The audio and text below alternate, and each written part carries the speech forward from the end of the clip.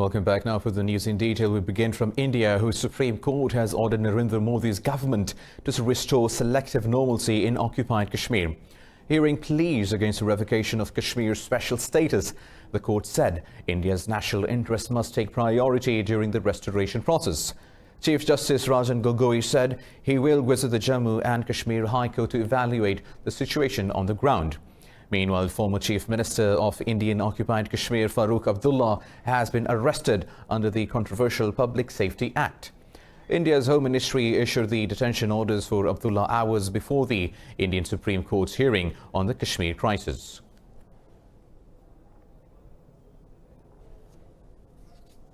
Now, for more on this, we have with us Rebecca Bulletin. Thank you. She is our Indus correspondent in Mumbai. Thanks, Rebecca, for joining us live now. Rebecca, the Indian court said there should be normalcy, but selectively. So is it not that self-contradictory? Tell us more about it. So what they're saying is the Supreme Court has said that normalcy does have to be restored in the region. They want to see schools opening, hospitals operating and life returning to normal, because since August the 5th there has been this lockdown. Obviously things have not been as normal, but there's been a blackout of communications.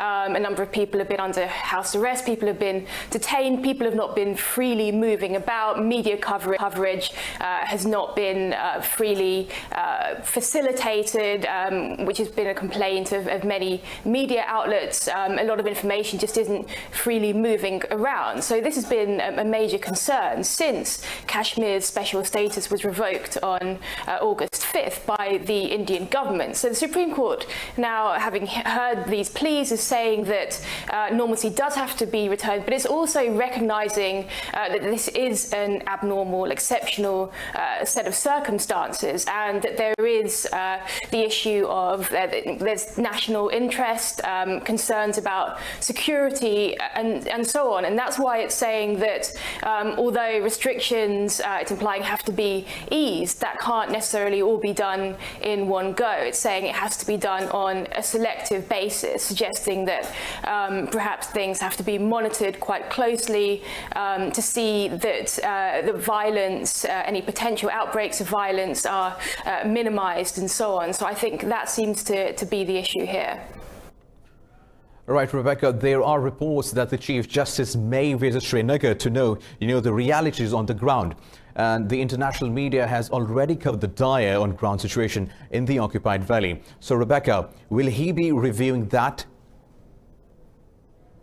Well, it has been suggested that there might be a visit by the Chief Justice, and that's largely because there have been these complaints that the high courts of Jammu and Kashmir, that people aren't aren't getting the access that they want. In particular, there was an activist that filed a plea that came up today, and that was an issue that highlighted. And the Supreme Court, has said that that's something it takes effectively. It's saying that it's something that it takes very seriously, and if it needs to do so, it would visit the region. It's also suggested that some of the cases should actually be heard locally. Like, for example, the editor of the Kashmir Times has complained that they're not being allowed to effectively, because of communication restrictions, movement restrictions, they're not being able to report properly on the matter in Kashmir. And that's one of the pleas one of the petitions that came up. And in that case, the Supreme Court did suggest, well,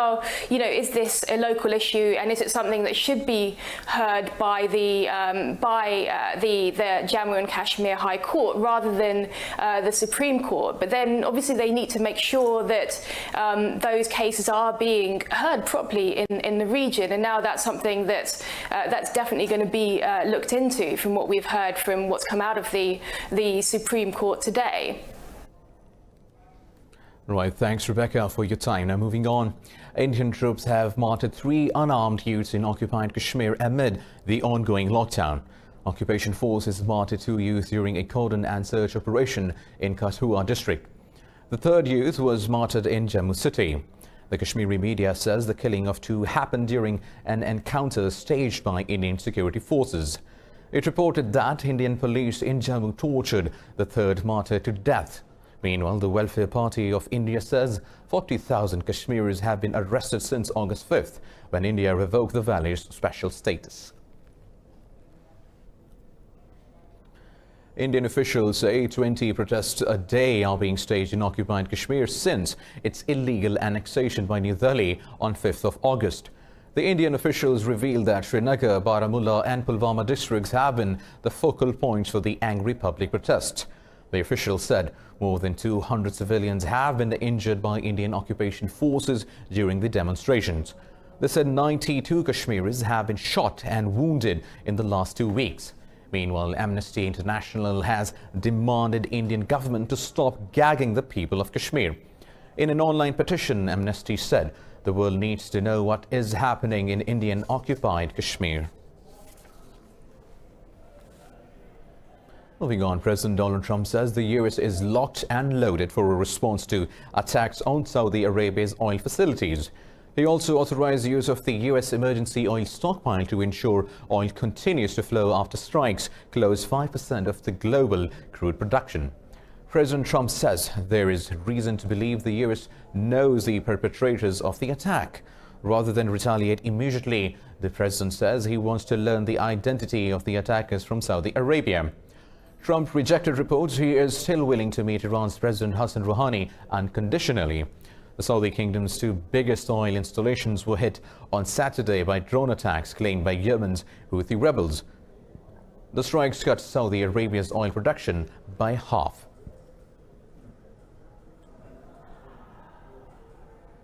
Now, for an in-depth analysis on this, we have with us Hamid Raza Ghulamzadeh. He is a political analyst from Tehran. Thank you very much, Hamid Raza, for your time. So, Hamid, Donald Trump has said the United States is locked and loaded. So, is the Iranian government ready for an attack? There is not going to be any war, actually. But if there is, in case of any war, an attack, yes, of course, Iran is ready. Iran has proved to be ready just a while ago when a spy drone of the United States intruded the Iranian airspace and it was downed by the defense system. And we know that it was a native one, so Iran is capable of defending itself, and it is very serious, actually, in defending its territorial integrity. So Iran doesn't seem to be worried about any intrusions or any wars or attacks. And I do believe that there is not going to be any. But in case of any war, yeah, Iran is prepared to defend it seriously and completely. And I'd like to know what's the ground situation. What is the public mood in Iran after the United States President Donald Trump's latest statement about a possible attack on Iran? There is not going to be any war, actually. But if there is, in case of any war, an attack, yes, of course, Iran is ready. Iran has proved to be ready just a while ago when a spy drone of the United States intruded the Iranian airspace and it was downed by the defense system. And we know that it was a native one, so Iran is capable of defending itself, and it is very serious, actually, in defending its territorial integrity. So Iran doesn't seem to be worried about any intrusions or any wars or attacks. And I do believe that there is not going to be any. But in case of any war, yeah, Iran is prepared to defend it seriously and completely.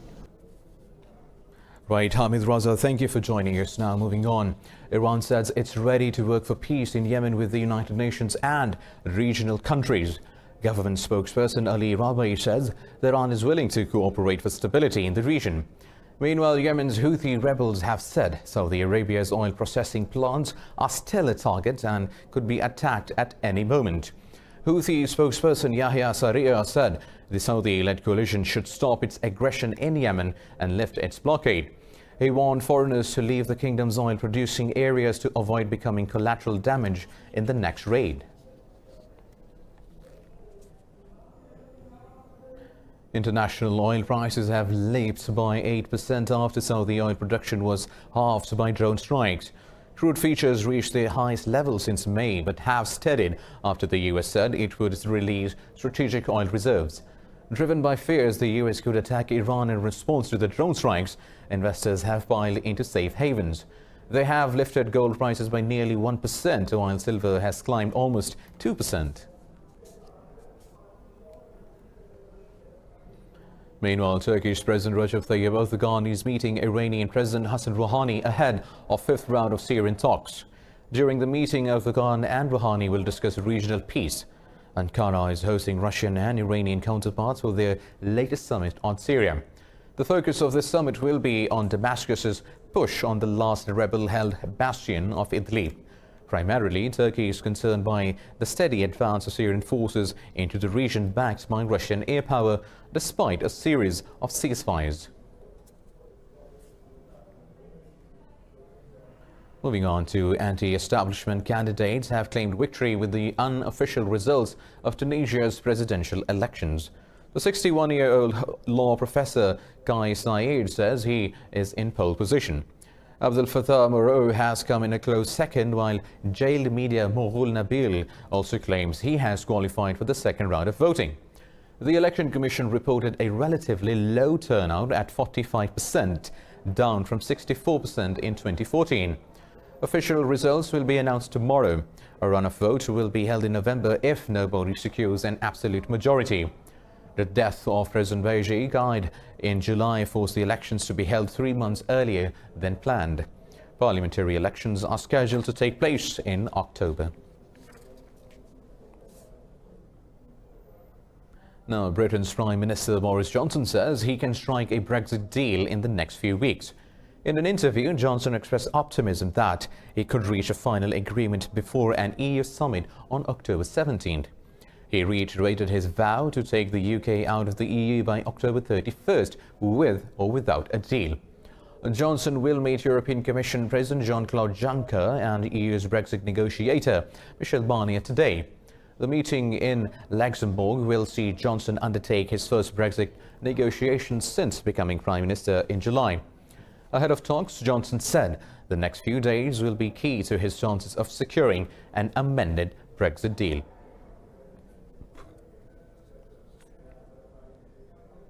Well, coming up next in the Bulletin after a short break is...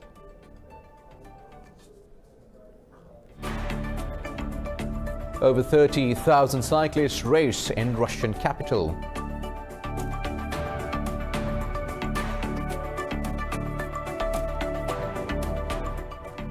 Egyptian masseur burns towel for pain relief.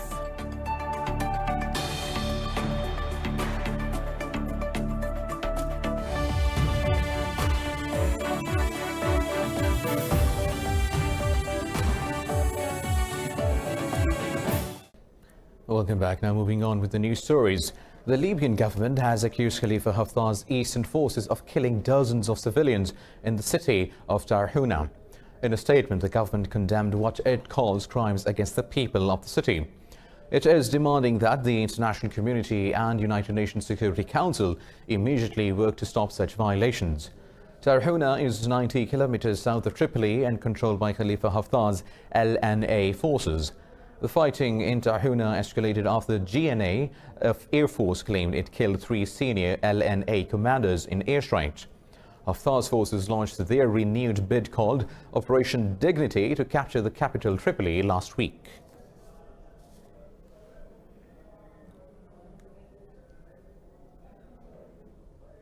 Now, 36 people are feared drowned after a boat on the Congo River sank near the capital, Kinshasa. Police say 76 out of the 102 passengers on board have been rescued. The whale boat was traveling to Kinshasa from Mai-Ndombe province when it capsized 100 kilometers from the capital. Police say a rescue operation and investigation are still underway. Lake and river transport is widely used in Democratic Republic of Congo because of its poor highways. In the vast majority of accidents, passengers are not equipped with life jackets and many cannot swim.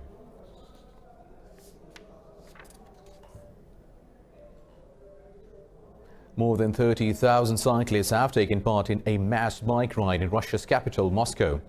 The ride was organized in a bid to promote cycling in the city, which is home to more than 3 million bicycles. This report has more. On a warm autumn day, riders heading for the cycling festival arrived in the city centre early in the morning.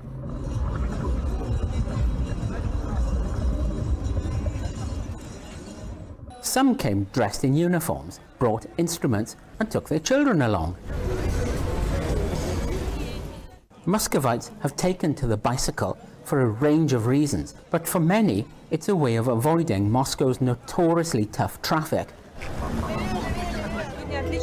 The weather is good, the spirits are high, so we decided to raise mood for everyone, ourselves included.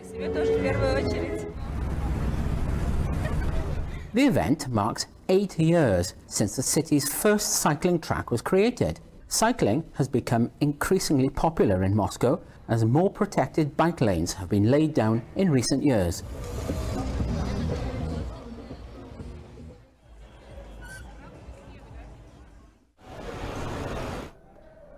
Well, globally, people are on the lookout for new ways that could help relieve their muscle and joint pains.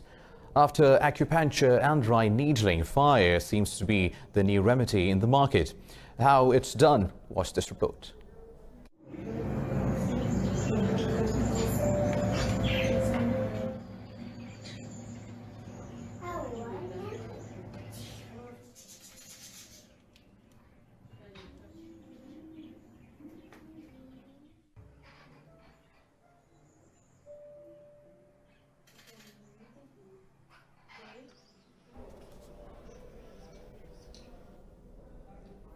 Now, modern-day China is equipped with ingenuity from making a needle to construction of longest and highest bridges.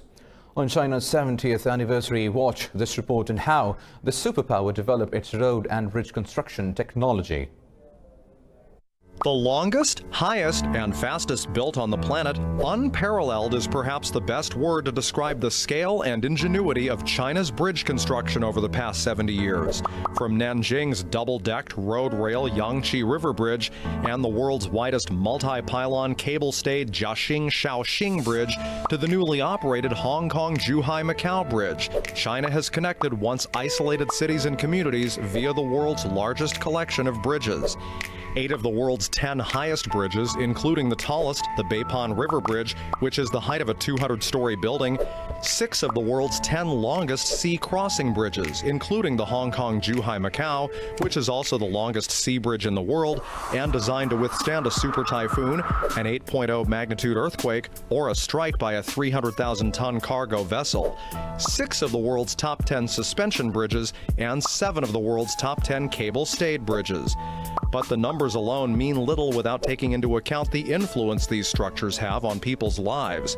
Take Chongqing as an example. Sprawling across the Yangtze and Jialing rivers, the mountain city in southwestern China was once near impenetrable. Steep slopes and broad rivers isolated the city from the rest of the country and limited local people's opportunities. Dating back to 1949, waiting 4 hours for a ferry to cross one of the rivers was not unusual in Chongqing. Everything changed, though, with the construction of the Chongqing-Yangtze River Bridge. 4 hours was cut to just a couple of minutes. Today, Chongqing is home to more than 4,000 bridges. Behind the stunning speed of construction is the Chinese people's fighting spirit. Chongqing people voluntarily participated in the construction of the Yangtze River Bridge in the 1980s. Without their dedication, the mountain city would never have become the bridge capital of China. Innovation is another important factor in China's infrastructure achievements. China's pier top spin construction approach in building the Datong-Qinhuangdao line, for instance, heavily reduced costs and difficulties. And the Hong Kong-Zhuhai-Macau Bridge is a model of innovation. The bridge's tunnel submerges into the water at a maximum depth of 50 meters and is connected by 33 pipelines with a total cross-section equal to the size of a tennis court. When confronted by mountains, one cuts a path through. When blocked by a river, one bridges to the other side. The wisdom in the old Chinese proverb exemplifies an approach which has helped drive China's shift from impoverishment to fast development over the past 70 years.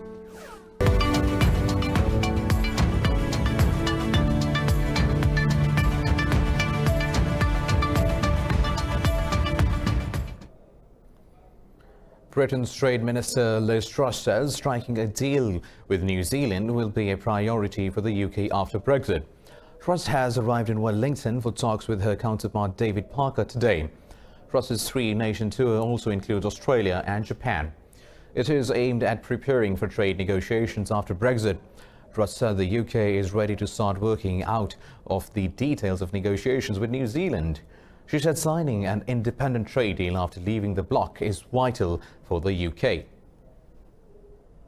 We're going to be leaving the European Union on the 31st of October, with or without a deal. And as part of that agenda, striking trade deals much more broadly than we have been doing is going to be vitally important. The UK is going to have its first independent trade policy for the first time in 45 years. Two-way trade between New Zealand and the United Kingdom is at about $3.8 billion. Now moving on, around 50,000 workers have begun a strike at America's biggest car maker, General Motors. The United Auto Workers Union walked out after failing to reach an agreement over pay and conditions with manufacturers. About 200 plant-level union leaders voted unanimously in favor of a strike. One of the biggest sticking points is GM's decision to close 4 car assembly plants in the US. This is the first major stoppage at GM since 2007. Most European stock markets have lost 0.5% or more in early trading. London's FTSE and DAX indices have declined significantly. Asia's financial markets have closed mixed amid the turmoil. The Hang Seng Index lost 1% after another weekend of unrest in Hong Kong. The Shanghai Composite Index was flat after China reported a further slowdown in industrial production and retail sales.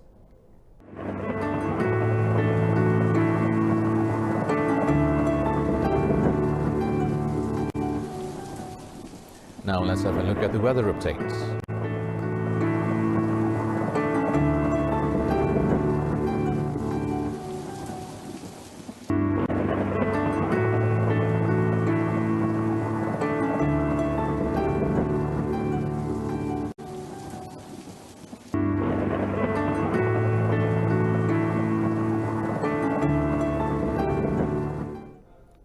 Well, with the weather update, we come to the end of this bulletin. For more news and updates, keep watching Indus News.